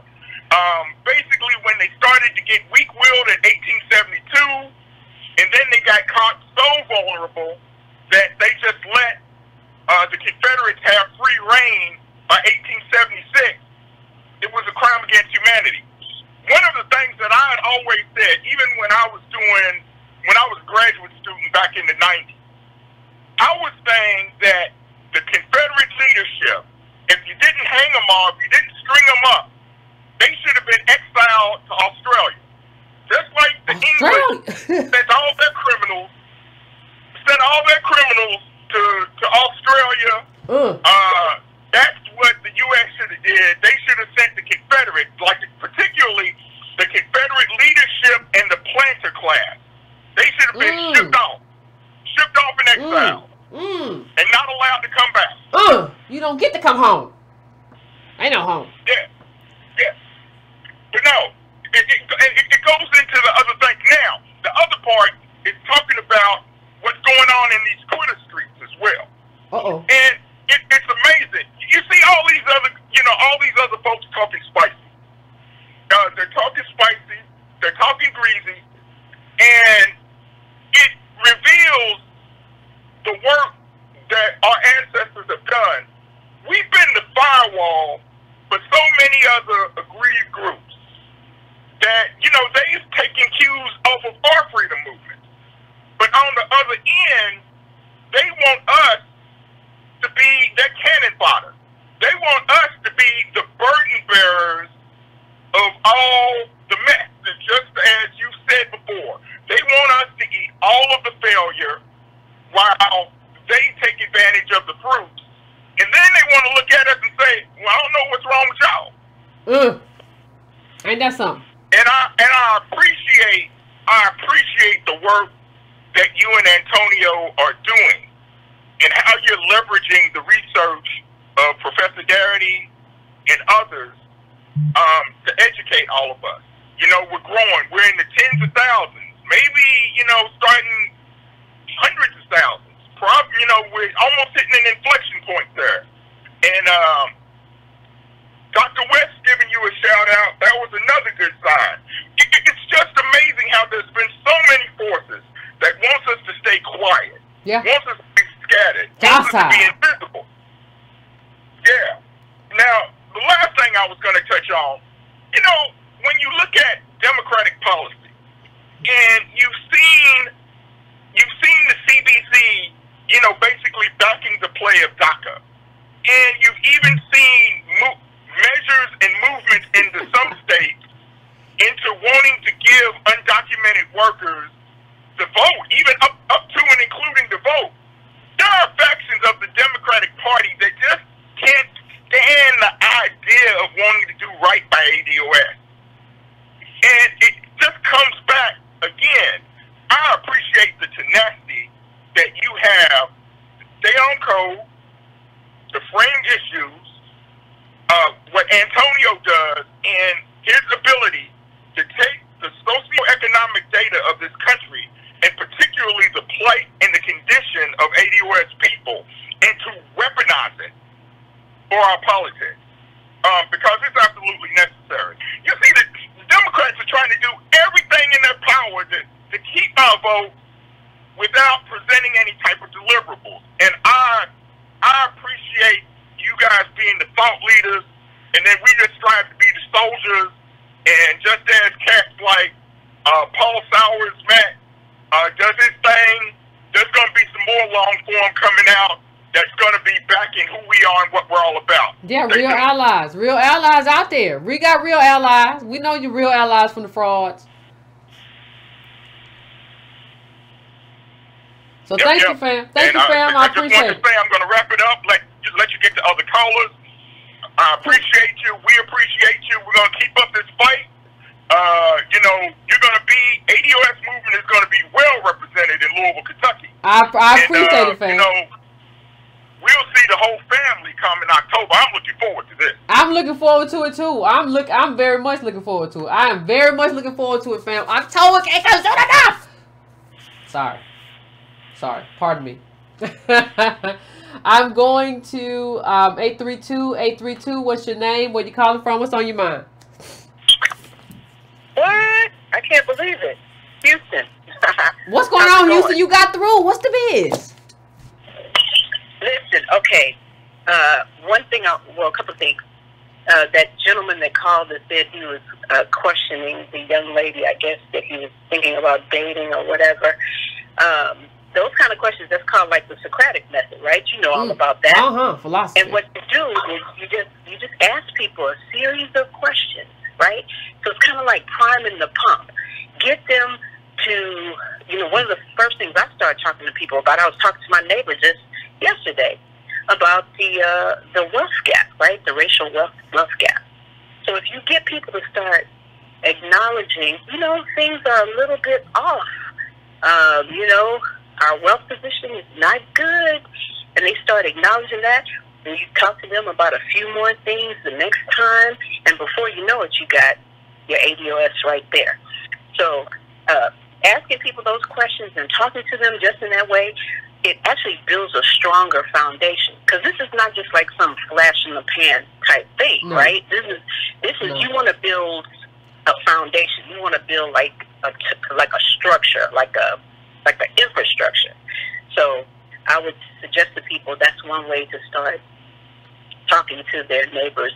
And you have enough work to do probably within your own family, rather than even going out to you know, like a town hall or whatever. There's probably so much work to do with the people. And that's definitely where you start. Right, definitely. Another thing, I wanted to just touch on that whole mean versus median thing.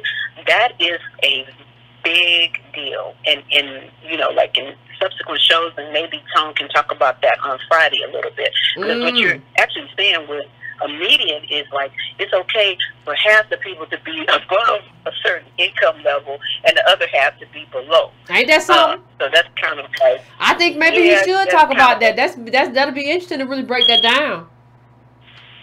Yeah, that's like a big, that can be a real thing right there. And the other thing I want to say, you guys talk a lot about boule, right?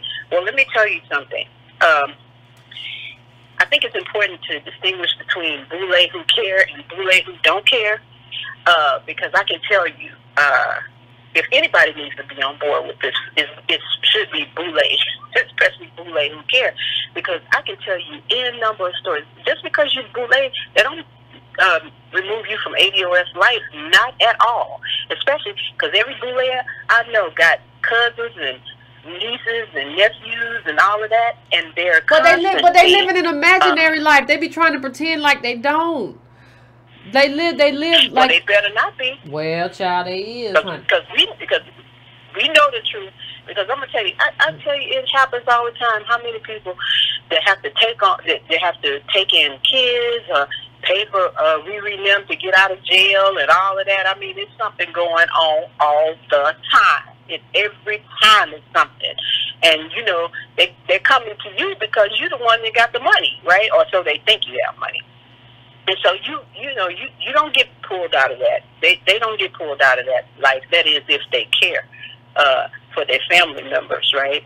So, but that's what you said. That's what you said. If they care, some of these bullets done pulled out. They ain't doing that stuff no more. No way. You speaking as somebody who cares. They done pulled out. They don't do that no more. Won't play them games. We tired. That was what I was saying. Making the distinction between those who care and those who don't care. And lastly, a Reconstruction story. Actually, you know, I had an opportunity when my grandfather was still living. Some kind of way I took a sociology class. Not the sociology, but I was an engineering major. So I took this class, and one of the assignments, the final assignment, was to write a family history.